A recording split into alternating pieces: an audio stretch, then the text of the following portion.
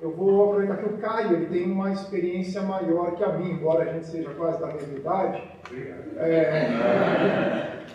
Ele veio para cá nos anos 80 e trabalhou para a imprensa brasileira desde os anos 80, para a Folha de São Paulo, depois integrando o Manhattan Connection, que é o programa jornalístico de maior sucesso da história da TV brasileira, tem mais de 20 anos, o Manhattan Connection. E o Caio Tadei participou de todos os programas, né? Todos os programas. E é da Veja, né? Ele é colunista da Veja Online e também é da Jovem Pan. Então eu acho que ele pode falar um pouco dessa evolução que teve na imprensa de quando ele chegou. É interessante, até como era nos anos 80, a época pré-internet, imagina você trabalhar sem internet, como mandava texto, e como que era, inclusive, a imagem do Brasil naquele período. Eu morei aqui nos anos 90 também como intercambiário, mas o Caio já era como jornalista nesse período. Eu tenho uma situação para vocês que são, digamos, que uma vida de faculdade, tem uma carreira típica em jornalismo, que eu não sou polivalente. Eu sempre trabalhei na mesma área, com especialidade em relações internacionais. Isso me levou, inclusive, no começo de carreira, quando eu era editor assistente da Folha, eu já vim fazer um mestrado aqui. Eu era novo ainda, mas já trabalhava há uns 6, 7 anos. Eu vim fazer um mestrado, fiquei 2 anos aqui no começo dos anos 80, voltei para o Brasil, etc. O que é interessante no meu caso, eu participei como jornalista, primeiro, de uma transição importante no Brasil. Eu já peguei ditadura como jornalista. Eu trabalhei na TV Bandeirantes quando ainda havia, você tinha que mandar material para a Polícia Federal para ser submetido à censura, o que podia entrar, o que não podia entrar. E eu peguei também uma transição tecnológica, né? Eu comecei trabalhando com máquina de escrever com telex. Eu peguei toda essa transição e eu sei que ditadura é uma coisa horrível, mas pessoalmente para mim foi muito mais suave a transição tecnológica do que ditadura, porque eu peguei o final da ditadura, uma transição democrática, não peguei os anos de chumbo, mesmo na Folha de São Paulo, que foi uma época muito interessante, que a Folha de São Paulo foi um jornal muito associado à abertura política no Brasil. Ela fez uma campanha vigorosa na época das diretas já, né? Então, era o jornal que simbolizava o país que queria se modernizar, era o jornal mais ousado.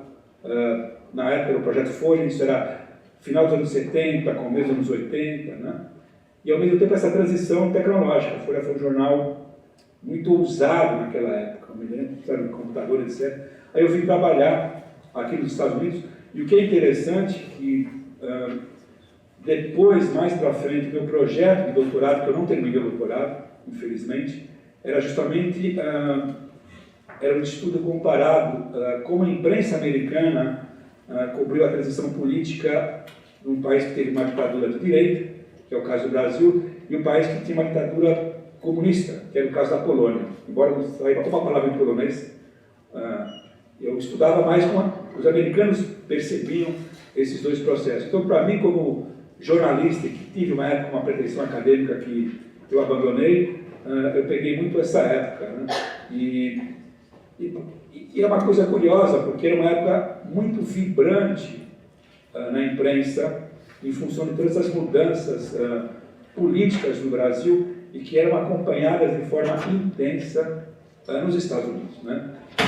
Como todo mundo sabe, houve uma época que todo o establishment americano, político e econômico, patrocinou regimes de força autoritários na América Latina, no Cone Sul, e depois, aqui também, houve o distanciamento desses regimes um pouco na época do governo Carter. Eu peguei ainda o governo Carter como jornalista no Brasil, né? E depois distanciamento de ditaduras como a do Chile, né? E eles abandonaram os ditadores. Então, a imprensa em geral, ela reflete muito o que o establishment faz, especialmente a imprensa do establishment. Então, a própria imprensa americana, ela acompanhava com simpatia, refletindo os interesses da época que essas ditaduras tinham que acabar. Haviam transições por modernização em vários países da América Latina. Então eu peguei essa fase como jornalista, né, embora na Folha de São Paulo, no começo dos anos 80, como eu sempre trabalhei em editoria internacional, eu acompanhei muito mais os processos dos países vizinhos. Eu acompanhei muito o Chile, o Uruguai, a Argentina, mais do que o Brasil.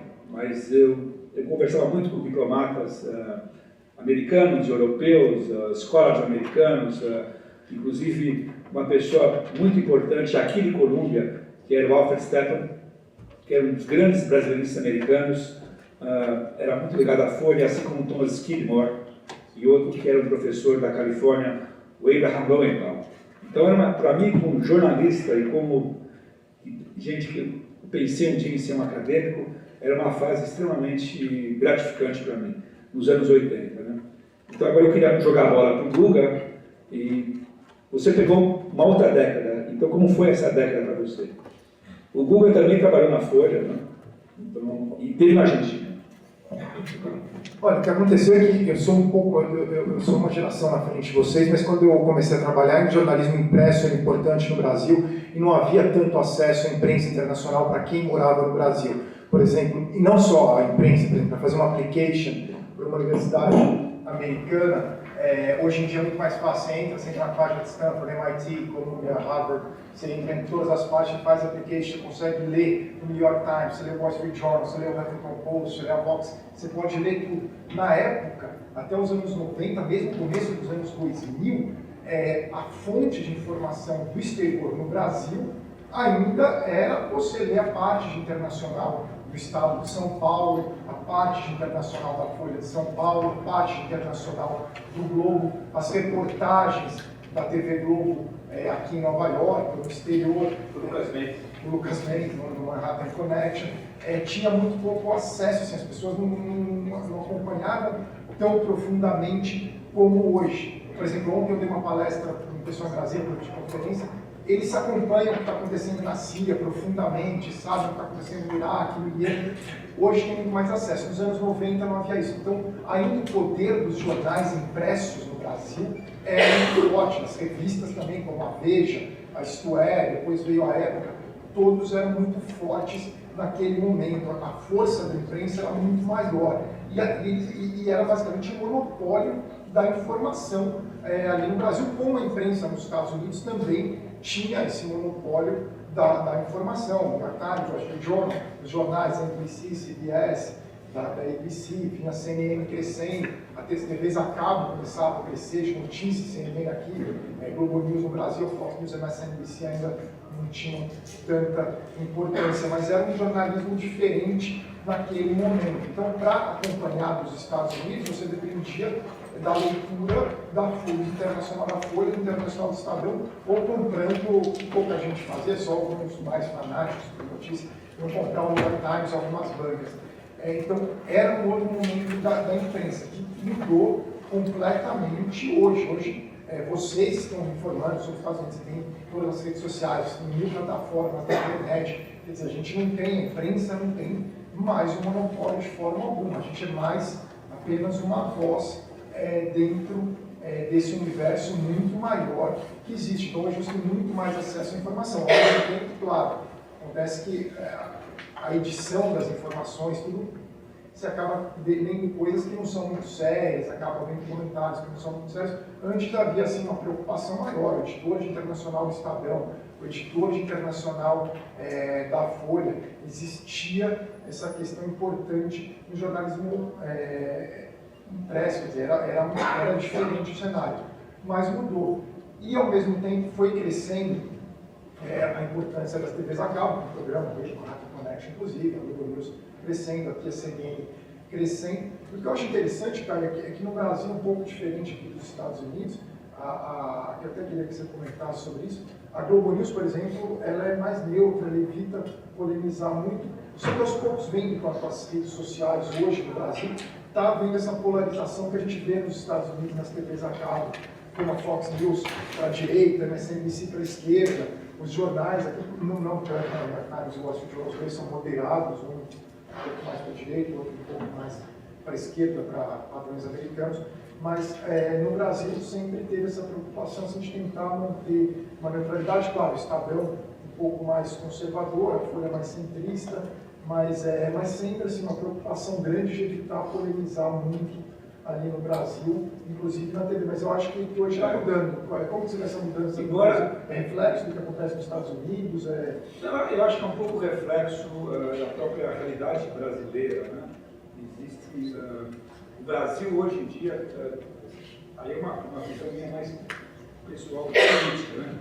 O Brasil ficou muito polarizado, especialmente, a gente comentou isso até antes da palestra, né? A maioria de vocês só viveu sob o governo federal do PT, né? Em um país como o Brasil, 12 anos de PT, então o país o projeto do PT é um projeto de aparelhar o poder, inclusive nos meios de comunicação, e é um partido muito militante, né? Tem tudo bem a parte fisiológica da coalizão que eu tenho que dizer, mas, então o Lula falou, isso é uma preocupação na Globo News, a gente trabalha na Globo, isso é uma coisa não panfletária, não isenta, mas se você, a percepção de militantes políticos no Brasil que estão mais polarizados, e eu sinto isso muito escrevendo na internet, como é o caso do Guga, na Veja, por exemplo, um leitor mais conservador, na Veja, ele acha que a Globo News é de extrema-esquerda. O leitor de esquerda acha que ela é de extrema-direita. Sabe? Então, as pessoas leem o que elas querem, e elas avaliam como querem. Então, o público hoje em dia é muito mais imprevisível, muito mais selvagem. Eu virei jornalista numa época ainda que, como o Cleo falou, hoje a informação está muito mais disseminada, mas o papel do jornalista ele ficava na porteira. Então, na porteira você fala, isso entra, isso não entra, e organizar a informação para o consumidor. Sabe? Notícia é uma commodity, né? Não era uma coisa tão solta e dispare como hoje em dia. Então você hoje em dia, em termos horizontais, você tem muito mais informação, mas ela é muito mais complicada, não para vocês, sabe? Vocês são, digamos, uma elite intelectual, sabe? Vocês são estudantes da undergrad nas melhores universidades do mundo, mas uma pessoa comum, ela não tem muito critério do que é a informação, inclusive, especialmente na internet e na televisão, você trabalha muito com a questão de metragem, de audiência. Então, critérios jornalísticos são critérios o que vai dar o chamado voto, muito mais do que a qualidade da informação. Então, por exemplo, coisas elementares. Eu e o Guga temos prioridades jornalísticas que não são necessariamente as prioridades mais populares de um país como o Brasil. Então, um exemplo elementar, eu e o Guga, nós fizemos hoje ontem o dia inteiro. Ele no Estadão, na Globo News, eu na Veja, na Jovem Pan, na Rádio do México, achamos que era o assunto mais importante do dia, era falar dos 100 anos do genocídio armênio. Tá? Vamos ser objetivo. O brasileiro está interessado nos 100 anos do genocídio armênio? Não. Não é um assunto que, enquanto você quer pegar qualquer jornal americano, europeu, televisão, isso é um assunto fundamental para o Brasil. Então, o problema do Brasil, o Brasil ainda é um país muito provinciano para essas coisas. Tá? Então, a não ser que um assunto tenha uma ligação direta com o Brasil, o que acontece fora do Brasil realmente não interessa muito o brasileiro mesmo. Isso eu até queria te perguntar, cara, porque tem uma questão assim que os brasileiros às vezes reclamam que os americanos não sabem nada do Brasil, embora haja vários institutos, centros de estudos brasileiros aqui nos Estados Unidos, vários brasilianistas, são raros os centros de estudos dos Estados Unidos no Brasil, acho que tem um ou dois, mas são pouquíssimos. Enquanto aqui nos Estados Unidos tem várias universidades, os americanos buscando atrair estudantes brasileiros, o interesse crescente, inclusive, a gente lê reportagens, ontem tinha uma reportagem sobre o futebol do Brasil, a crise nos clubes brasileiros, no New York Times, uma preocupação, aquela reportagem sobre a questão do surf também, na Gabriel Medina, várias reportagens sobre a Petrobras, eles estão buscando entender o Brasil, mas o brasileiro, ao mesmo tempo, reclama muito, só que daí quando você fala de alguma cultura básica aqui nos Estados Unidos, às vezes o Marco Rubio o Ted Cruz, eles não estão acompanhando, eles não sabem, eles acham que a eleição americana é a Hillary Clinton contra possivelmente o Jeb Bush, sendo que o Jeb Bush não é nada garantido. Se você fala de Scott Walker no Brasil, muita gente nunca nem ouviu falar de Scott Walker, que pode ser nem vocês. Pode ser o governador de Wisconsin, que pode ser um candidato republicano, é líder nas pesquisas republicanas, das primárias republicanas. Então, o brasileiro às vezes reclama muito, mas ao mesmo tempo não vê esse lado dos Estados Unidos. Eu não sei até que ponto a imprensa tem culpa disso, porque a imprensa brasileira, às vezes, existe um interesse grande na política externa americana, o que os Estados Unidos está fazendo na Síria, o que os Estados Unidos está fazendo no Iraque, a negociação com o Irã. Isso se acompanha bastante no Brasil, a gente até vê coluniais de imprensa internacional. Agora, quando vai falar da política doméstica americana, eles não sabem. Só o Jon Stewart, que é um comentarista ali do Daily Show, do Comedy Central, que pouco nem brasileiro conhece agora. Mas, assim, muitas figuras americanas importantes no Brasil não tem, eles também não têm essa questão. No Brasil, até é engraçado que o liberal é a direita, enquanto aqui nos Estados Unidos o liberal é a esquerda, e são duas coisas diferentes. O liberal no Brasil é liberal clássico econômico, aqui é outra coisa. Então, acho que às vezes no Brasil não tem. Algumas pessoas que acabam falando disso acabam generalizando também.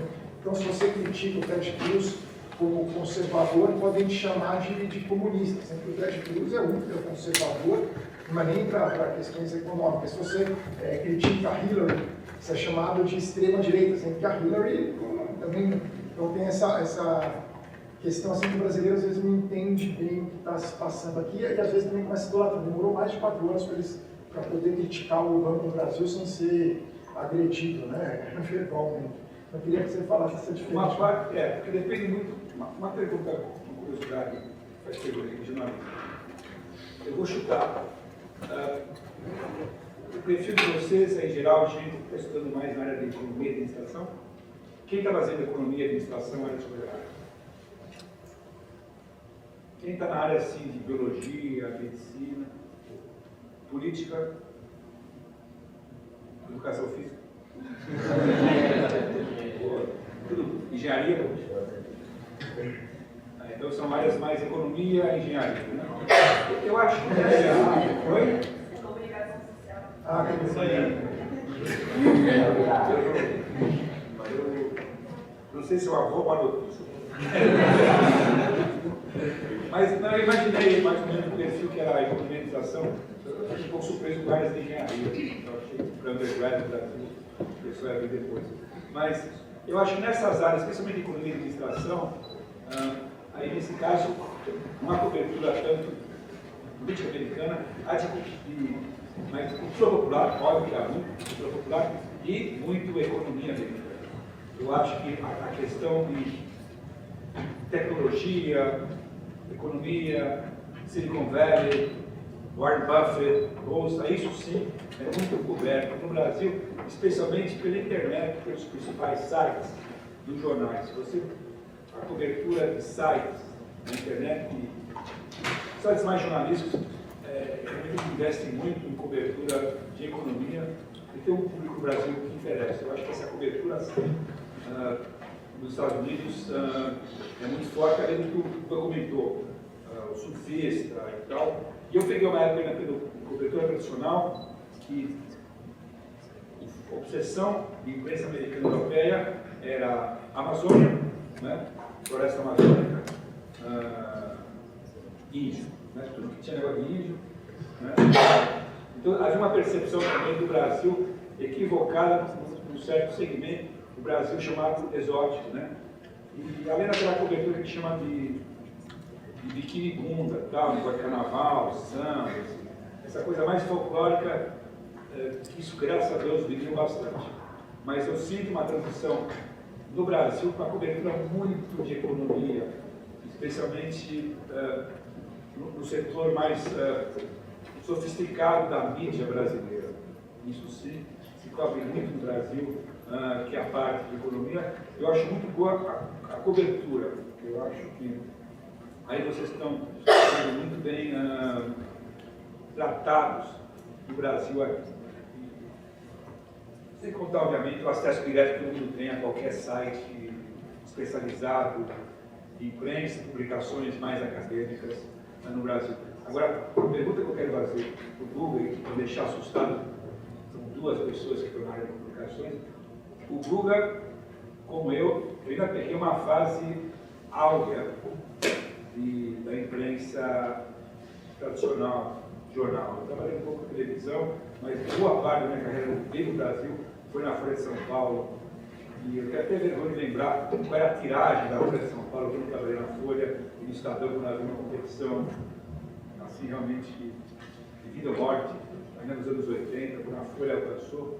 Enquanto o Guga, já agora, o Estadão pegou uma fase, digamos, bem mais salgada, o que está acontecendo com a imprensa brasileira hoje. Para a imprensa brasileira também, não só no Brasil. Não, esse reflexo global.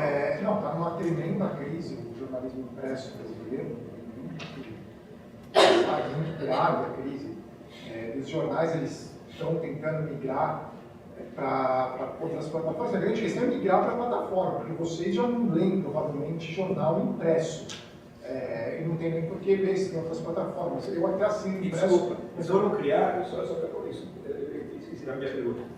Uma coisa que nós, como jornalistas, erramos quando surgiu a internet e comunicação, que nós demos de graça. Então, vocês foram criados, acostumados a não pagar por informação. Então, começar a cobrar informação, vocês acham que é um abuso, e a gente vive disso. Sabe? Nosso produto é o que a gente vende, e vocês não querem cobrar, vocês querem de graça.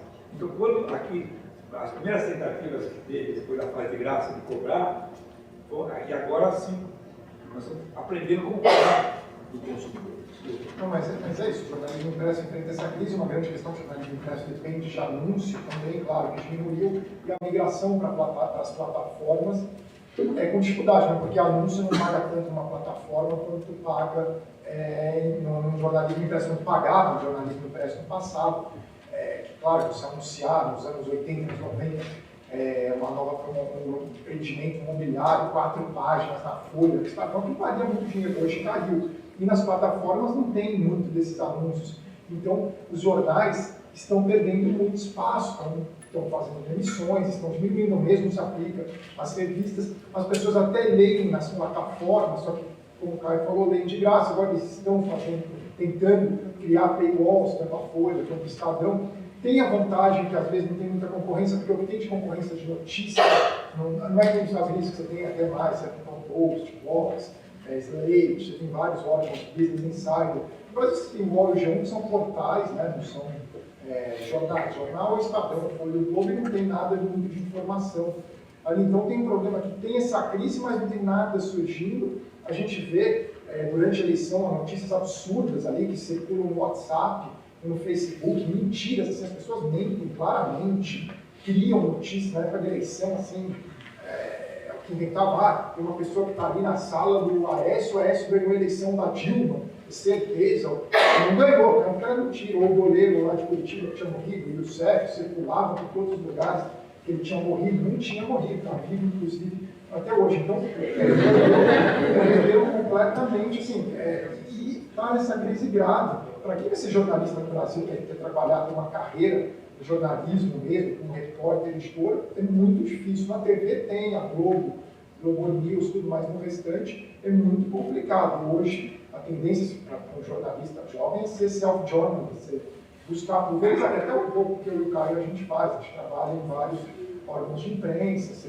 ou mesmo você criar teu próprio órgão, que é o que o Ezra Klein fez com o Vox, ou o Nate Silver fez com o 538, eles criaram os órgãos dele, de imprensa, o Business Insider é um outro exemplo, que acaba crescendo, então abre um espaço maior para a pessoa que quiser ser empreendedora de jornalismo, mas mesmo nesse caso, também não é tão simples ganhar dinheiro. Então, há uma crise grave no jornalismo. Aqui nos Estados Unidos, cidades grandes, como até Chicago Tribune, está uma tremenda crise, que é Chicago, que é a terceira cidade dos Estados Unidos, a Filadélfia também está em crise. Seattle, eu acho que não tem mais jornal impresso mesmo, então perdeu muita força. Então, o que está sobrando no final, claro, o New York Times, o Guardian fez uma migração muito boa, mas o Guardian também é de graça, não sei até que ponto eles estão conseguindo. É uma aposta diferente. Quem se dá bem nesse cenário é quem tem uma notícia que realmente tem um valor monetário grande. No Brasil, o Valor, por exemplo, o jornal Valor, que tem notícias econômicas que acabam sendo fundamentais, que a pessoa pode, claro, nem todo mundo pode assinar, a agência Estado, o valor próprio, a Reuters, o número, mas no valor, se você lê o valor todo dia, você vai ter acesso, então no site, no valor que eles cobram, você tem acesso a informações que você só vai ter ali, você tem que pagar, você não vai conseguir buscando na internet, normalmente, mesmo se aplica ao Financial Times ou ao Wall Street Journal.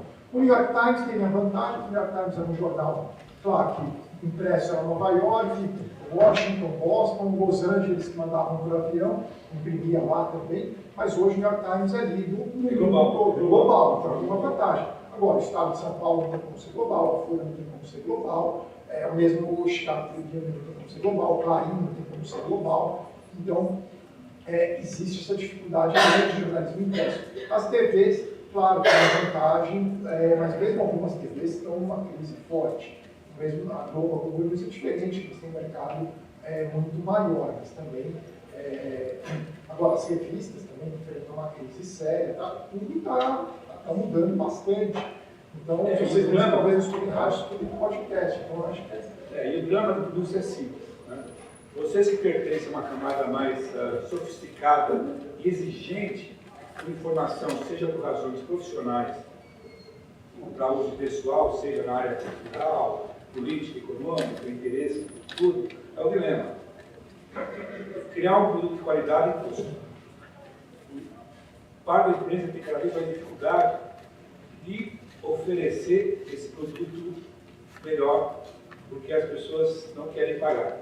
Ainda por cima, por exemplo, uma crise econômica. Então, para a imprensa, é uma tempestade perfeita, porque fica sempre vicioso. Se você é um consumidor exigente, você vai ter cada vez menos acesso ao melhor, porque os jornais são de boa qualidade, então o barato acaba saindo caro. Isso cria um círculo vicioso para a imprensa, porque ela fica cada vez mais difícil para investir num produto de qualidade, enquanto o consumidor vai se afastar. Então esse é um momento muito difícil para a imprensa, especialmente nesse segmento melhor, embora com a ressalva que o Guga comentou agora. Em certos segmentos, especialmente informação econômica, financeira, é um pouco mais cômoda a situação, porque existe muito interesse no mercado por isso, que é o caso, como ele lembrou, Financial Times, Wall Street Journal, que a assinatura custa caro. Mas aí, no caso, em geral, quem paga por essa assinatura, por essa informação, é a empresa e não o consumidor individual. Acho que agora deu tempo praticamente. Então vamos abrir para pergunta, pode fazer ali. Fala o nome da universidade. É Yale, né, na verdade? Meu nome é Daniel, do UCLA. UCLA, o que você estuda? Meu major é português, mas eu sou pre-med. Eu sou americano, na verdade. E eu gostaria de entender um pouco mais. Olha, eu leio o New York Times não diariamente, mas frequentemente. Me importo muito pelas notícias internacionais, quanto domésticas dos Estados Unidos. E o New York Times, como vocês disseram, tem um grande prestígio, é um jornal global, né? Todo mundo lê o New York Times, todo mundo sabe do New York Times. E mesmo que jornais como Folha de São Paulo, o Estado de São Paulo, não possam ter o abrangimento que o New York Times tem, por que eles não conseguem se espalhar, pelo menos pelo país, pelo Brasil inteiro? Tipo, para mim, me parece que só os paulistas se informam com os Folha de São Paulo. Mas eu perguntei para minha mãe, faz vários anos atrás, ela nasceu na Bahia, morou aí em Belo Horizonte. Mãe, qual é o melhor jornal do Brasil? E ela falou direto, Folha de São Paulo. Mas eu acabei de perguntar para um amigo de Recife, um amigo do Rio Grande do Sul, nenhum deles, os pais, eles não têm Folha de São Paulo. Se esse jornal tem tanto prestígio, não necessariamente, não tem que ser Folha de São Paulo, pode ser o Estado, o Globo, não sei. Porque não é, o New York Times, eu acho que não é como único, sabe?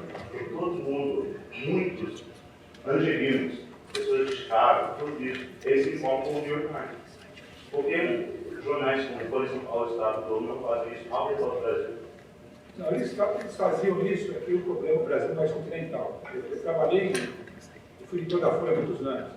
Numa época, para a internet, havia um primeiro problema de distribuição. Então, se você, por exemplo, morava em Recife, Então, esse jornal chegava em Recife tarde, né? Enquanto não era a sofisticação. Quando eu já morava aqui, na primeira vez, o jornal como New York Times, ele já era impresso em várias partes do país. Então já havia uma coisa chamada edição nacional do New York Times, de Los Angeles. Então, hoje, com a internet, é diferente. Então, talvez eu nunca tenha uma informação, mas a impressão que eu tenho, um certo segmento da população, esses jornais são os jornais que dão as informações mais importantes. Os 3 jornais. Hoje, eu estudei no Brasil sobre a Folha, Estado e outro. Para ler sobre Brasília, ainda você tem que ler nesses 3 jornais, valor, né, dos 4 jornais. E a Veja, né? Para acompanhar o que acontece na política brasileira, não tem muito como saber por outros meios, né? Assim, não é um pedido muito impresso. Por mais que a gente veja surgir blogs ou pessoas, tem algumas questões que só o jornalismo vai conseguir cobrir. Uma delas é política em Brasília e economia, macroeconomia em Brasília. Porque não tem como a pessoa, claro que qualquer pessoa não, mas a pessoa pode falar sobre futebol, pode falar sobre questões internacionais, não precisa estar associada a um jornal, mas para cobrir Brasília, para ter fonte, e isso é muito importante para o Brasil, você precisa ter jornalista que tenha se preparado, que tenha fontes, que conheça Brasília, que saiba trazer a informação para você. Isso os jornais têm, mas claro que para outros assuntos realmente acaba enfrentando uma concorrência maior. Agora, sobre Brasília não vai ter como concorrer. Eu acho que ainda, para quem quiser, portanto, saber sobre o que está acontecendo realmente no Brasil, no poder do Brasil, acompanhar o escândalo da Petrobras, você tem que buscar os jornais, Estadão, Folha, o Globo, Valor, ou revistas Veja, Isto É, Época, porque é ali que, aliás, todos os escândalos saíram desse jornalismo impresso, além, claro, da Globo News também, que também cobre bem, com a Renata Lopretti, o Nerval, Renata Lopretti, inclusive, do Mensalão, Camarote.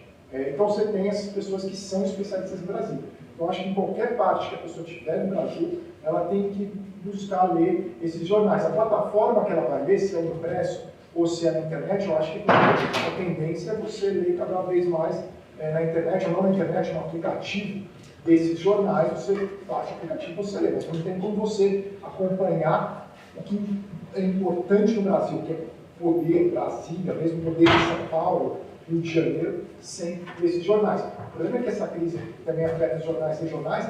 Você precisa desses jornais regionais para acompanhar também o poder no Recife, o poder em Salvador, o poder em Manaus, que são esses jornais locais que vão cobrir. A Folha não vai cobrir Manaus bem. Cada vez menos. Cada vez menos. Esses jornais tinham uma rede grande e correspondência do Brasil.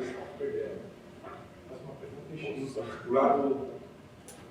Vamos fazer um acordo, né? Nós vamos perguntas curtas e vamos tentar dar respostas. Tá, vai rapidinho. Respostas mais. Jornalista. Oi, eu sou Karina Risoto, do Brasil, estudante de comunicação social na New York University of Technology. E a minha pergunta é sobre como vocês criticariam o posicionamento da revista Veja, principalmente no ano passado, nas eleições, porque teve aquela edição do Eles Sabiam de Tudo, que foi assim, teve bastante controvérsia no Facebook, nos debates. Então, o que vocês acharam do posicionamento da Veja, principalmente nessa edição? Eu suspeito, né? Porque eu trabalho e ele sabia de tudo. Eu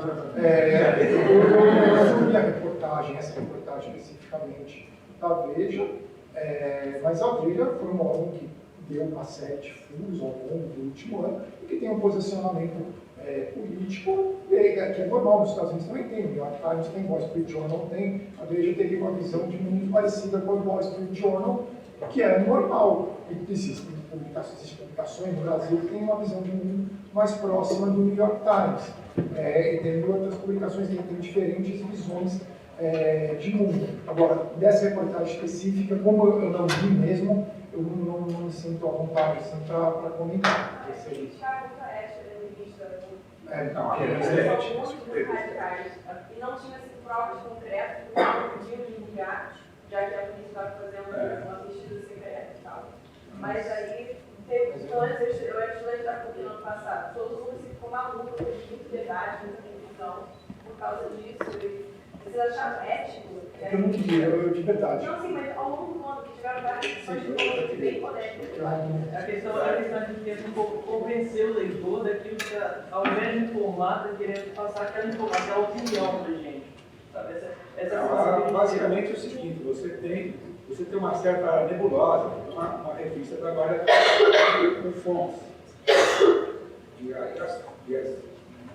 A Veja não fabricou as informações. As informações foram passadas de dentro do próprio Poder Judicial e da Polícia Federal. Né? Então, você trabalha com as informações que você tem. E a Veja não vai ser uma revista responsável, como não é. E ela, se você pegar, você pode dizer, sabe, você pega como está se configurando o prontuário do PT no poder, a Veja está correta. Tem como, sabe, essa altura do campeonato, você pode pegou um atalho errado por aqui, mas na floresta, se você pegar a floresta, o que esse projeto do poder do PT é um projeto gigante, tem. Aí é uma questão, você pode discordar ou não. Eu acho que o debate ético é sobre a Veja, sobre o governo, não sobre a Veja. Desculpa, vamos tentar ser mais... Bem curto, sair da polêmica. Meu nome é Thomas Eckschmidt, eu sou do Instituto Capitalismo Consciente Brasil. O que o Jeff Bezos sabe que a gente não sabe? O Jeff Bezos que comprou... O Washington Post, na verdade, ele tem dinheiro para ter um jornal, até como um mecenas, talvez, não sei, ele vai estar para ser um mecenas, ou também porque sempre o ser humano gostaria de ter o poder da informação. O Washington Post é jornal da capital dos Estados Unidos, do país mais poderoso do mundo, jornal de Watergate. É um poder assim que ele tem, já tem poder financeiro e daí é uma outra forma de ele ter o poder. Não só ter o poder, talvez essa questão de ser mecenas, ele querer apostar numa coisa assim, de um jornalismo, de tentar valorizar o jornalismo. Como pessoas que doam dinheiro para universidades, aqui, recebem doações, porque querem alguma coisa. Pode ser isso, ou pode ser para ter poder, eu não sei exatamente, mas eu acho que é mais ou menos por isso. Gabriel? Meu nome é Gabriel, sou do segundo ano em Harvard e eu quero contar para fora. A gente estava falando da dele e tal, e todo mundo sempre mete um pau sobre essas coisas de posicionamento e tal, mas eu acho que todo mundo toma uma assumption que jornalismo deve ser fatos e que não deve ter opinião, e as pessoas nem debatem sobre isso. E eu já li um pouco que essa ideia de jornalismo ser solto da opinião, que sei lá, de 1960, por aí, mas que não tinha muito jornalismo mais opinativo. E eu acho que quanto mais entrar na internet, as coisas fica mais difícil você diferenciar o jornalismo da opinião. O que vocês acham que está acontecendo atualmente? Não, existe uma coisa, você falou a palavra opinião, né? Existe uma coisa que se chama interpretação e investigação. São outras ferramentas. Eu vou dar um exemplo para me explicar a conversa. Pega, por exemplo, um jornal como o New York Times, um jornal que chama de posições liberais da imprensa americana. Um jornal, digamos, centro-esquerda, simpático ao Partido Democrático, sabe? Mais ou menos vai endossar provavelmente a Hillary Clinton para presidente no ano que vem. Agora, essa semana, o New York Times publicou uma reportagem devastadora sobre a Hillary. Então, sabe, não é questão de opinião ou de papel. O New York Times falou, existe um conflito de interesse entre a Fundação Clinton e a Hillary Clinton. Tem jornalismo, tem várias áreas. Você tem jornalismo de opinião, você tem jornalismo investigativo, você tem a reportagem tem que ser séria. Você não pode... O que é muito opinativo, só para tem muita gente que faz a pergunta, você tem em televisão a cabo. Aí é desesperado. Então você pega duas redes americanas, a MSNBC e a Fox, que são, como chamava no Brasil nos anos 50, Mardelli e a Mirinha Borg, sabe? Eram duas vedetes que tinha no Brasil. Então é a mesma coisa aqui. Então, você vai à noite nessas televisões, ali eles estão dando informação. Ali estão despejando opinião. Ali tem outro jornalista ali. Nós estamos sendo um pouco parecidos. Meu nome é Iago, É o segundo é hoje. eu estudo jornalismo e estudos áreas na Universidade de Oregon. Você estuda o quê? Jornalismo e estudos áreas. Ah, tá. A minha pergunta é... Qual universidade? Universidade de Oregon. Ah, tá. A minha pergunta é, qual a opinião de vocês sobre o comportamento da mídia brasileira em reportar os eventos do Oriente Médio no ano passado, principalmente depois do evento do assalto no Gaza? Mas nós somos dos dois mais que fala sobre Existe uma relação, como que você vê, como que o Oriente Médio, o mundo oriental em geral é descrito pela mídia mais estadunidense? Não, mas você, como se... É uma coisa muito longa, assim, a questão do Oriente Médio. Eu acho que se você buscar informação, eu e o Caio, a gente sempre escreve. Um problema que tem especificamente de Gaza, só para ir direto ao ponto, é que na Guerra de Gaza, pessoas que nunca acompanham o Oriente Médio começaram a escrever sobre o conflito e levando o conflito para a questão brasileira. Parecia que a Palestina era PT, Gaza, Israel era PSDB, o que não é correto. Então são pessoas que não acompanham, não estão acompanhando tudo aquilo e vem meio preto no branco, e aí pessoas que costumam escrever sobre outros assuntos se envolvem nisso e acabam escrevendo absurdos e polarizando muito. As pessoas que sempre escrevem sobre esse tema continuaram escrevendo, buscando mostrar. E os jornais fizeram portagens boas, as TVs também fizeram uma cobertura. Existe, de fato, uma frase, muita militância política, seja pró-Palestina ou pró-Israel. Mas nesse caso específico de Israel e Palestina, as outras questões do Oriente Médio, no Iêmen, não tem lá, mas Israel e Palestina é um pouco do Irã, mas é mais... O que deixa chocado no Brasil é a obsessão da questão palestina. Né? Sabe, enquanto morrem 200 mil pessoas em 3 anos na Síria, e Gaza é um negócio um pouco patológico, essa obsessão com Israel e palestinos. Se vocês pegarem o grande universo do Oriente Médio, é um pedaço do mosaico. Aquele lado. São meninos agora, né? Nós não temos desculpa, vocês querem ficar aqui até as 3 da tarde? Que horas? 4. Acho que vai dar tempo. Meu nome é Larissa, estou no meu primeiro ano aqui em Colômbia. Eu vim para cá para estudar jornalismo, não sei se eu vou sair daqui como jornalista, mas eu estudei um ano de jornalismo na Universidade de Brasília antes de vir para cá. E a minha pergunta é assim, a J-School daqui de Colômbia, a Journalism School daqui, tem um movimento agora acontecendo de estudar novos modelos de negócio para jornal, por causa dessa questão da crise do jornal impresso, que não é só no Brasil, é no mundo todo. E eu queria saber se existe algum movimento parecido, não só em instituições acadêmicas brasileiras, mas em instituições ligadas diretamente aos jornais comerciais. Algum movimento de se estudar como se fazer isso em termos de negócio, assim, porque isso tem sido muito discutido na J-School aqui. E, inclusive, um dos exemplos que estão usando é que o jornal estudantil daqui, o Columbia Spectator, tem uma partnership com o Washington Post, que está fazendo uns testes usando o jornal daqui para tentar migrar e para absorver isso no Washington Post. Eu acho que todos os órgãos de imprensa no Brasil estão 25 horas por dia pensando como migrar para essas novas plataformas. Eu acho que todos estão. Eu não sei nas universidades brasileiras, realmente, mas eu sei que todos os órgãos de imprensa no Brasil graças aos aplicativos, já buscam esses novos modelos. A Globo News, por exemplo, vocês podem assistir, o Globo News Play, qualquer celular ou iPad, super bom. Você vê a Globo News tem que ter ao vivo num aplicativo super simples. Você baixa ali no Android e já vem ali, deve ter um iOS também. E você já viu, então, com certeza, eles têm pensado muito nisso para as universidades, então eu não sei. Se o Ike Batista tivesse dado certo, ele queria ser novo Pedro, né? Então, os dois Aqui foi uma bobaria, depois uma. Olá, meu nome é André, eu sou estudante de primeiro ano, e você falou bastante sobre a escassez de informação internacional nos anos atrás e a quantidade imensa de informação que a gente recebe hoje. Só que eu queria saber, fazer 2 perguntas. Como você acha que esse excesso de informação que a gente tem hoje, de informações internacionais, afeta a confiança que o brasileiro tem na informação recebida e a qualidade dessa informação? E como você acha, qual é a influência da relevância dos jornais, dos meios de comunicação, dão às peças de opinião, como isso afeta a confiança que o brasileiro tem nesses canais? Se o excesso de peças, de espaço dado a peças de opinião, influencia a maneira como o brasileiro vê esses meios, vê esses jornais e a confiança que ele tem neles?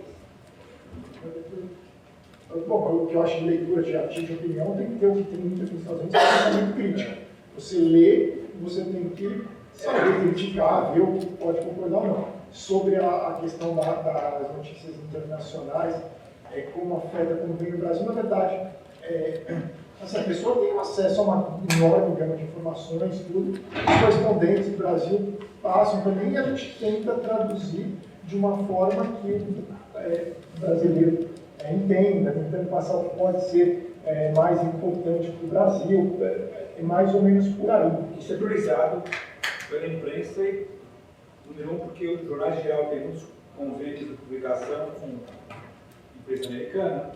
Então, no Brasil tem muita cobertura da imprensa brasileira sobre os Estados Unidos, né? E coisas próximas do Brasil, que interessam muito para o Brasil hoje em dia, se você pegar o Brasil, muita Argentina, Venezuela, isso afeta diretamente o Brasil. Oi, eu sou Carmen, sou estudante de college para fazer competição. Eu tenho uma pergunta, eu estava falando bem sobre marketing no Brasil, uma pessoa que pensa na marketing histórica.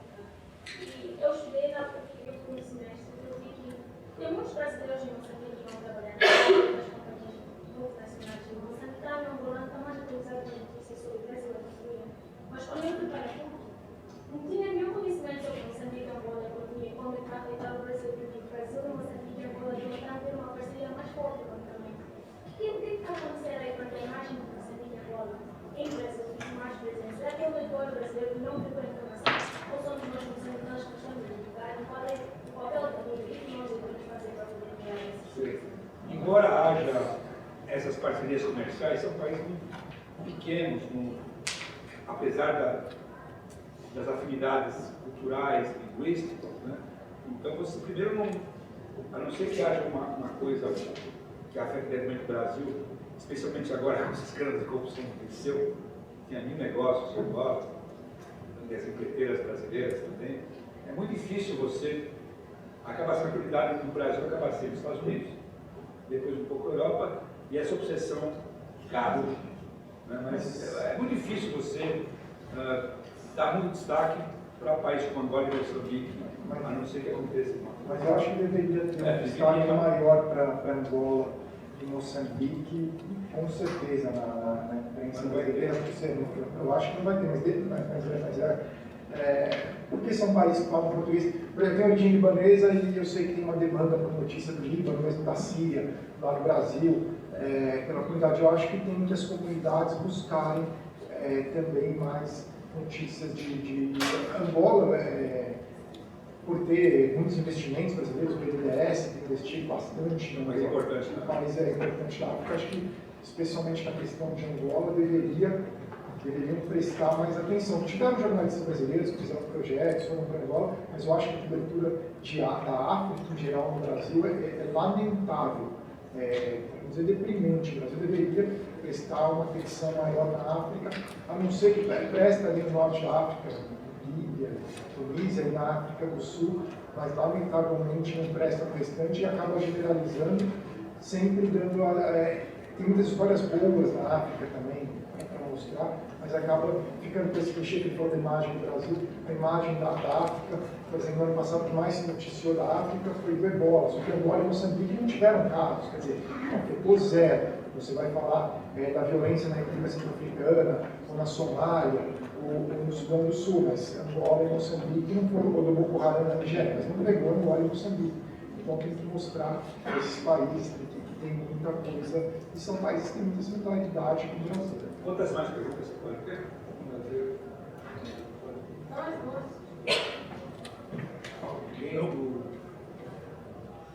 Quem fizer a pergunta aí, daqui a pouco, eu levantar aqui também. Vou tentar ser rápido. Acho que mais ou menos nos últimos 10 anos no Brasil tem se voltado a atenção sobre a questão do monopólio da mídia brasileira. Apesar da internet, como você mesmo disse, ter ampliado bastante a pluralidade do acesso à informação, grande parte da população ainda tem acesso à informação só através dos meios pertencentes a 6 ou 7 grandes famílias. Porém, essa questão ainda é muito temida no Brasil. A gente não censura às vezes e tal. E eu queria saber a opinião de vocês por que isso acontece, sendo que nos Estados Unidos a FCC regulamenta bastante aqui, na Europa também, o Robert Murdoch tentou comprar a Sky, foi toda aquela repercussão negativa. Enquanto no Brasil se fala disso já é visto como censura. Obviamente tem normalmente se fala de regulamentação econômica da mídia, não de conteúdo. Então eu queria saber a opinião de vocês sobre se é que devemos melhorar isso no Brasil, por que tem esse receio. Eu como jornalista quero Quanto mais competição e mais lugar para trabalhar, melhor. Isso causa a própria em vocês e todos, né? Mas o problema do Brasil é que isso é um código. Vamos atacar o monopólio da mídia é sempre um código para vamos regular a mídia em nome do chamado interesse social. Então, para mim, é um projeto de aparelhar a mídia, uma coisa, usando um pouco a linguagem da Vermelho, né? Esses projetos meio bolivarianos, as redes sociais, isso aqui. Então, nós estamos vendo que no Brasil, quem está denunciando que existe monopólio de famílias são sites e blogueiros que estão na folha de pagamento do governo. E aqui tem a News Corporation e a Fox News, o Wall Street Journal. Sim. O maior jornal impresso dos Estados Unidos é o Wall Street Journal, que a rede TV a cabo é a Fox News, pertencem ao mesmo Então existem conglomerados, e a gente entende o que você está dizendo, mas o problema é que, sabe, é uma questão de ter que ser empresa privada. Eu sou contra o controle estatal da mídia, então o problema é que você tem que ter como negócio, né? Aquela conversa que eu então, tem que ter, se houvesse um mercado para mais investimentos no mídia, mas o Brasil é um país ainda, embora seja sétima economia agora, sétima, sexta, sabe, não é um mercado, talvez não, sabe, e vai ter outro problema, sabe, eu sou contra a reserva de mercado, então não vai poder um grupo estrangeiro para o Brasil, que é estratégico, mas eu acho que o maior problema é evitar que o Estado controle a informação. Eu acho que vai ter mais uma. Pode ser mais duas. Oi, meu nome é Júlia, eu estudo Ciência da Computação e Economia Federal. E eu acho que numa época em que o Brasil recebeu muita atenção da mídia internacional, quando veio a Copa do Mundo, teve muitos protestos antes da Copa. Então, como que vocês acham, em geral, isso é durante a Copa, que as polêmicas, os problemas do Brasil, políticos, econômicos, como que os problemas estão sendo projetados na mídia internacional? Eles vêm cobrindo isso aqui, é uma questão que não se aplica só ao Brasil, mas o mundo em geral não se interessa por política doméstica de outros países. Mesmo a política doméstica americana em outros países, as pessoas não acompanham muito.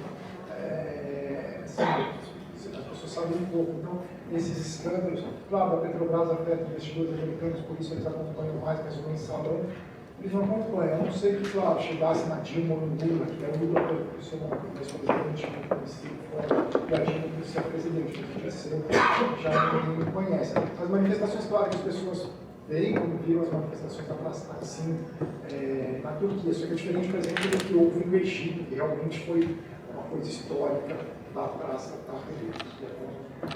Vamos esquecer o seguinte, o Brasil não é para principiantes.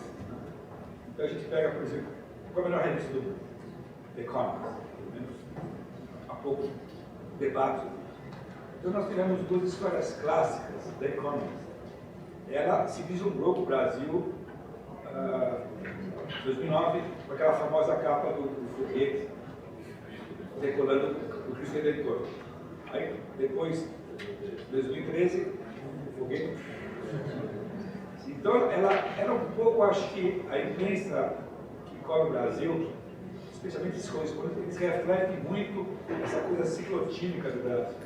O Brasil vai para o céu e para o inferno em questão de meses. Né? Então, basta ver agora a cobertura que você pega no Economist, do Wall Street Journal, em janeiro, fevereiro, o Brasil tinha acabado. Né? Agora, final de março, abril, talvez não chegamos no fim do poço, não. Então, eu acho que ela reflete muito a nossa própria volatilidade. Porque esse cara que está lá, ele conversa com o brasileiro, ele vê a imprensa brasileira. Uma coisa que eu acho assim, ela erra muito como nós erramos. Antes de passar para a sua pergunta, a imagem do Brasil, uma coisa que eu acho interessante nos últimos anos é que São Paulo, começaram a ver mais São Paulo, os correspondentes, muitas vezes são baseados em São Paulo, que é um outro Brasil, o Brasil dos negócios, o Brasil da economia, e antes era muito centrado mais no Rio de Janeiro, na Amazônia.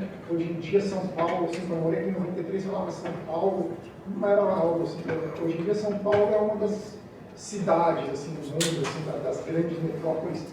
Eles sabem que é uma cidade emergente, tem riqueza, tem pobreza, tem violência, mas é uma cidade que está em Xangai, assim, uma cidade que está subindo, assim, uma cidade que existe uma... E o Brasil, essa imagem de São Paulo mudou um pouco a imagem do Brasil e até inclusive de vocês. Deixou de ser um campo um pouco exótico, o Brasil virou um país, assim, um país emergente, não um país exótico. Mais uma pergunta lá, tá? Meu nome é Germano, sou do Universidade de Salão. Na verdade, deve ser encerrar, porque já estamos muito em cima da hora. Cara, deixa eu fazer essa. Valeu. Eu sou da Universidade de Salão, Califórnia, e apesar do Brasil ele ter falhas ainda nos três poderes, né, a gente está num país em desenvolvimento, em crescimento democrático, enfim.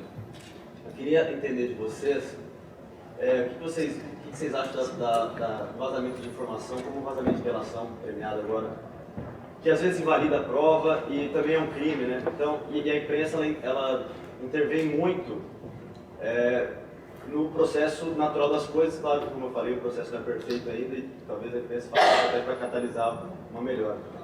Mas a empresa não deixa as coisas acontecerem naturalmente. Né? Então, eu acho que é por aí, não tem delação premiada, é imperfeita, como delator é imperfeito. Eu digo vazamento de informação, e a mídia vazar informação de delação. Mas isso faz parte, a história clássica, para quem estuda jornalismo, não gosta de isso. Tem que ter alguém vaza. O papel do jornalista é saber usar esse vazamento da maneira mais adequada possível. Bom, só para agradecer aqui, obrigado e parabéns para vocês. Vocês fizeram certo de vir estudar nos Estados Unidos, a melhor coisa que vocês poderiam ter feito, ainda mais na geração de vocês. Talvez voltem para o Brasil, talvez fiquem aqui para sempre, isso daí não dá para saber. Mas é muito legal mesmo, assim, você vai com 18 anos de vir para os Estados Unidos estudar com a melhor educação que tem no mundo, isso só o futuro para frente. Vocês estão numa fase muito legal da vida no college americano. Não tem missão nenhuma, vocês têm que ir para onde. E manter o roteiro, eu achei bacana como desafio nas perguntas. Vocês têm que ir realmente. Obrigado, pessoal. Obrigado.